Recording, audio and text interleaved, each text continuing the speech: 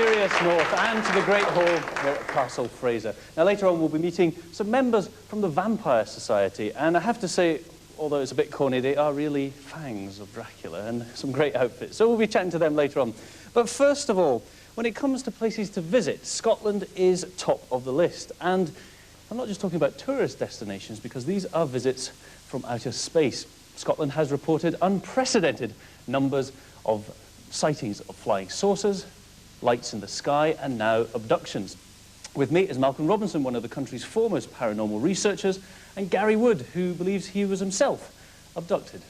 Now, Garry, tell me, what happened? Well, me and my friend Colin Wright, we were heading towards a place called Tarbracks from Oxgangs to there. It's a half-hour drive. I was looking at this object just floating about 20 feet above the road. How big was this object? Well, I measured the road afterwards. The road was 22 feet wide. The object must have been about 30-odd feet wide. So it was huge? It was fairly big in size. When seeing the object, in my mind, it didn't conform to any like helicopter or any vehicle I've seen before. It was just a craft of some sort, and then for some reason I just got really frightened, really scared. Not surprised. And what happened? As I went underneath the object, the craft emitted like a shimmering curtain, like a beam of some light, and then everything went black. And I wasn't in the car, I couldn't see Colin, I'm standing up, I'm looking about in like just blackness, looking about. This went on about 10, 15 seconds, and I thought, again, am I dead? And then what happened after that?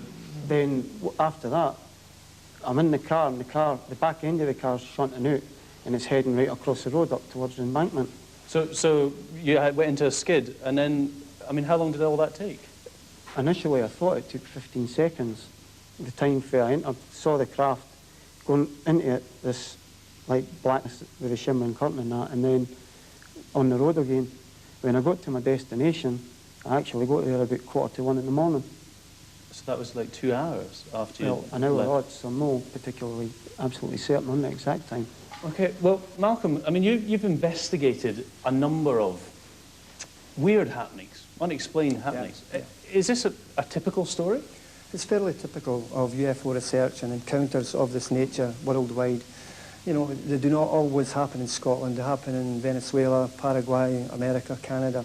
It's very, very similar to other cases that I'm aware of, yes. But Scotland does appear to be reporting hundreds of weird incidents that you can't really explain. Yeah, I've noticed in my research there is a wealth of UFO reports. Over the past 7 years, Scotland has been gripped in this UFO fever, if you want to call it that. But clearly there is something very, very unusual occurring in the skies of Scotland, which do not conform to conventional type aircraft or helicopters.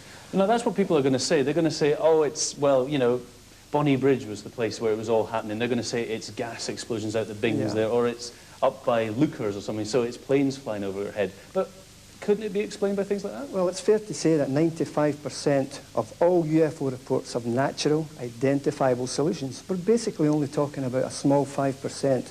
But that 5% taken on a global basis does indeed do quite a considerable sum, you know. But there is something tangible going on here in Scotland, something that defies description. And our society are hopeful that we can provide some form of satisfactory explanation to account for what's going on. Just having a look around the audience. Who believes in all this? Who believes in UFOs? Stick your hands up. You do. Has anyone ever seen anything in the sky? You see, there's a bit of a, I'm not quite sure at the back there. It does appear to be one of these things that people don't believe in until they've had some first-hand knowledge of it. I mean, why are we so sceptical? Well, I think if people actually sat down and looked at the evidence, the hard, raw data of evidence, they'd be very, very much surprised, because there truly is something behind these sightings. As I mentioned a moment ago, that the vast majority do indeed have natural explanations, but there is this hardcore residue of reports which absolutely defy explanation. And they're fascinating. The reports coming from Bonnie Bridge are in the main low-level, close proximity UFO sightings that are above rooftops of houses, sightings that are so close that you could more or less throw a stone at.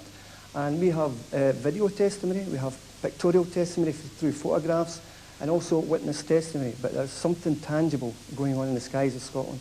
Garry, do you think that they will ever investigate this in an official capacity? Do you ever see that happening? The amount of people that are actually involved in researching it is growing and growing all the time. Things seem to be coming up a lot more often. So you see a day when perhaps we'll know more about it? Most definitely. Okay. Well, Garry, Malcolm, thank you very much for joining us tonight. Thank you. Well, it's certainly a very strange story, and one that's all happening in outer space. And they do say that in outer space nobody can hear you scream, but here on